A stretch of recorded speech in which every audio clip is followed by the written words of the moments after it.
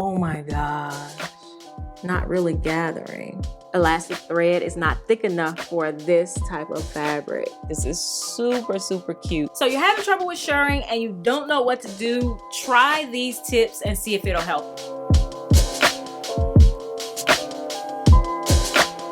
Hi everyone, I'm Angelina and this is Blueprint DIY, where we remake our clothes to be just as unique as us. I am super excited to be back with another tutorial finally. If you didn't know, I'm starting my own brand and it's a whole thing and it's been taking a lot of time, but I am super glad to be back doing another DIY tutorial, especially this one because somebody had asked if I knew how to do shirring, and ask for some tips on it. Now, this is my very first time trying. I like to show you guys my first time trying because then you get to see me work through some of the issues that I might have, and I believe that this video may help you if you've never tried to do shirring or if you are having trouble doing it. So let's get started. For a shirring project, all you need is some elastic thread. This one is from Dritz. I got it from Shir Fabrics. It has 30 yards on it. Depending on what color fabric you're gonna use, you want to use either white or black. I'm gonna use white since I'm using this fabric. And then you're also gonna need your normal thread. I'm gonna use white to match, and also an empty bobbin.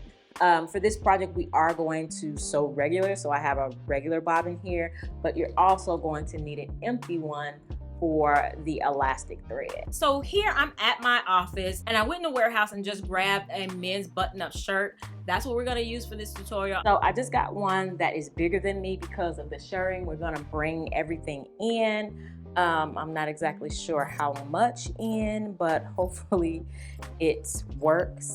And all I'm going to do with this is simply cut off this shirt from right underneath the arms all the way across to the other side. All right, so now we have two separate pieces. We're gonna leave this piece alone. Maybe I'll style it with something, maybe I won't, but for right now, we're gonna move it to the side. And right now, I just want to take this and we're gonna go ahead and serge the edge and just fold it down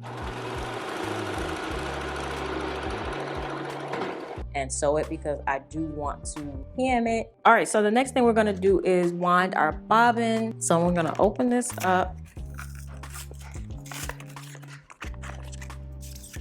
And you wanna wind it loosely on the bobbin. Don't stretch.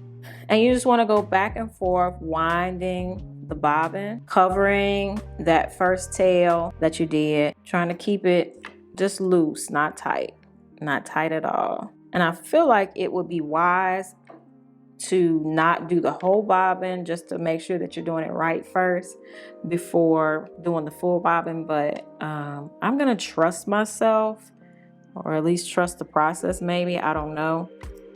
All right, let's thread it into the machine. This machine does have a bottom loading bobbin, not the top loading. So we're gonna take out our white thread and I'm gonna load it just like I would load my regular bobbin. All right, so it came up just fine.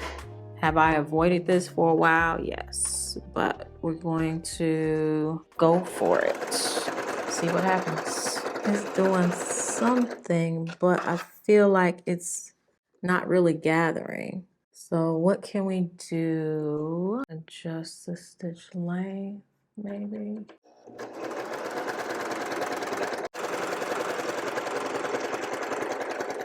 All right, so after the first line, it is slightly gathered, like not much at all. Oh, did it come unpulled? But then it's not stretchy anymore though.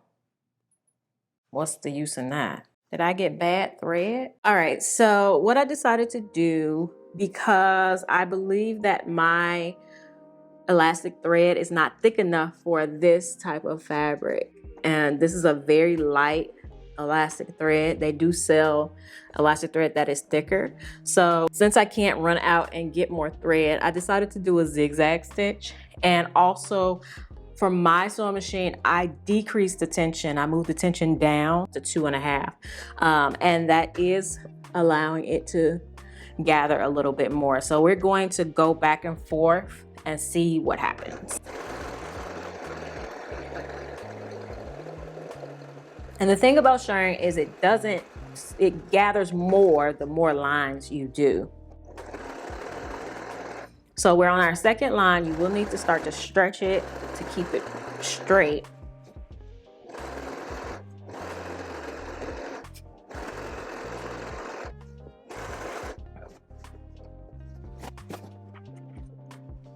All right, third row.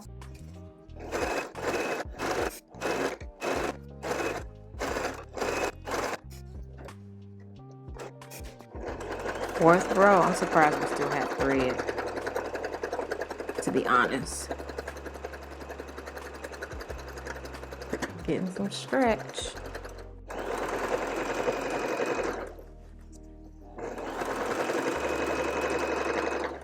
Oh, we ran out. Okay, we have to wind another bobbin. But that's what we got so far.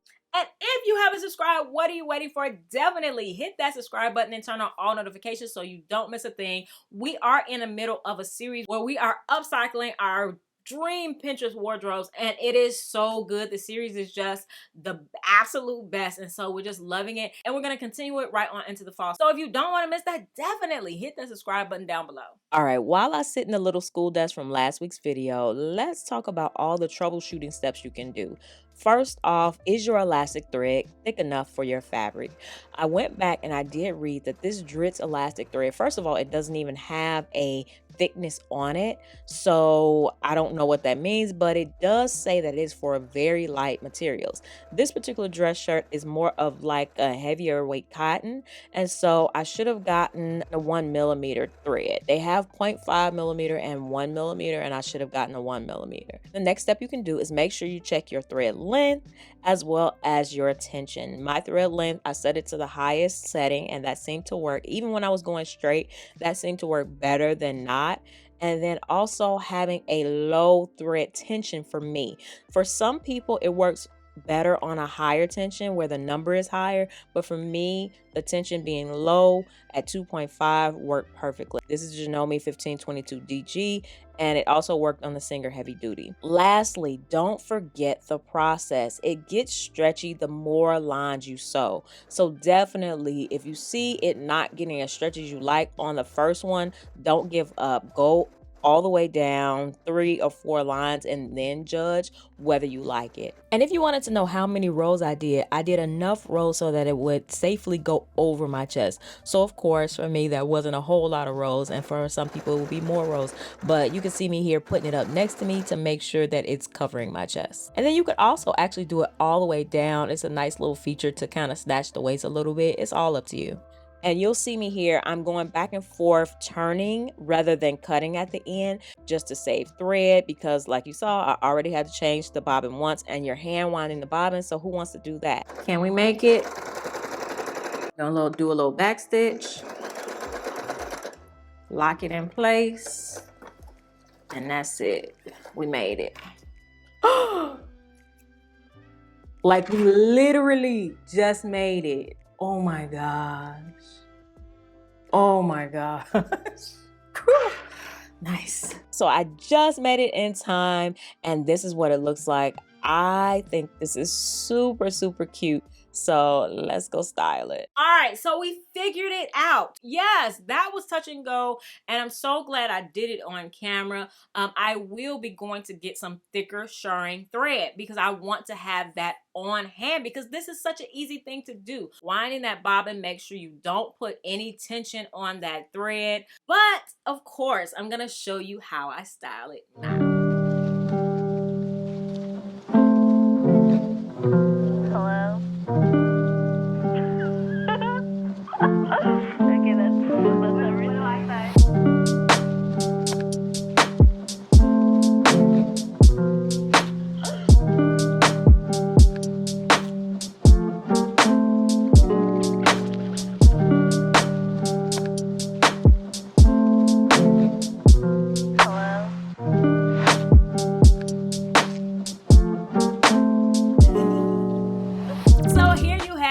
see that is a multi-use thing. You can style it as a top as well as a skirt. I did style this week with the Blueprint signature blazer, which we do have in sale. We have it in navy as well as in brown. And I also think that we are going to drop those jeans in this next drop. So let me know if you want to see those in the next drop. If you have any more questions about shirring, definitely leave them in the comment section below. If I can't answer them, our community here is absolutely wonderful and somebody else will be happy to answer it. And as always, we have more, so many more tutorials, all scissors only tutorials, no sew tutorials, all the way up to the most amazing, epic upcycle tutorials ever. So definitely check those out and I'll see you in the next one. All right, bye.